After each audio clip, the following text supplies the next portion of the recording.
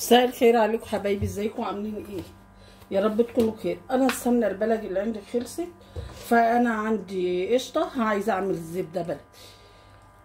عندي كميه من القشطه دي، انا مطلعاها من وش اللبن، طبعا مطلعاها من الفريزر متماسكه شويه اهي. هبدا افضيها وهفضي العلبه التانيه كمان اهي بنفس الطريقه. انا عندي كميه كبيره، والعلبه التالتة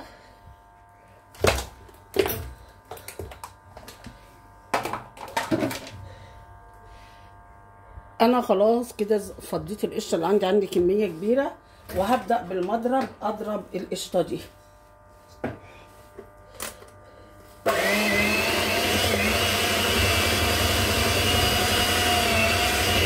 هفضل اضرب كده لغايه لما تتجمع معايا.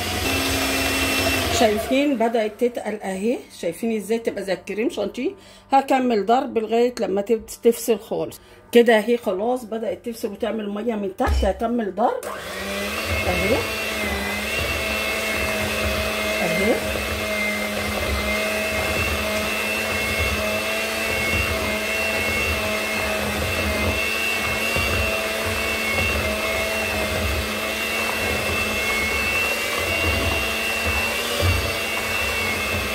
كده خلاص الزبده جهزت معايا. انا حطيت جنبي ميه بتلج هحط فيها ايديا عشان الجو حر واعرف الم الزبده اهي. دقيقه وهبدا بقى الم الزبده بتاعتي كده اهي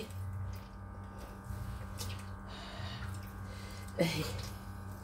شايفين اهي كور الزبده بتاعتي. هبدا اجمع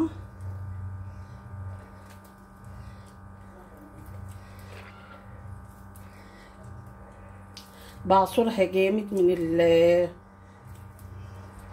اللبن اللي فيها اهي. هنزل بدايه في التلج تاني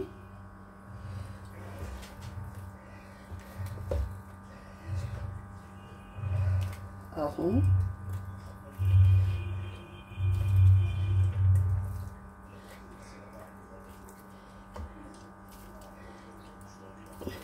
هكمل كله بنفس الطريقه.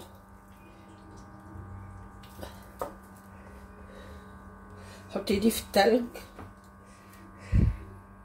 وانا علشان اخد كل القشطه الزبده اللي طلعت في اللبن هبدا اصفيه كده لان الدنيا حر اهي.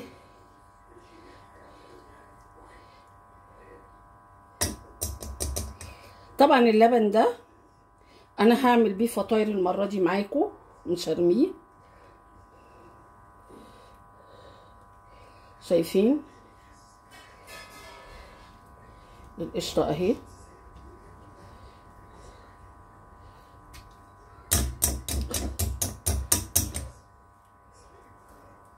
هحط ايديا برضو في التلج عشان اخدها على ايدي واعصرها من اللبن اهي اهي.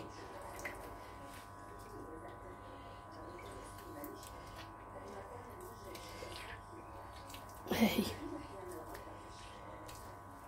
هعمل برضو بقيه اللبن كده كله.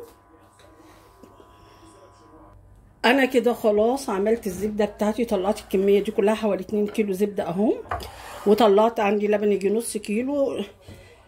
اللبن ده ممكن تعملي بيه المش او فطاير، هيديكي احلى فطاير. انا هعمل بيه معاكم فطاير.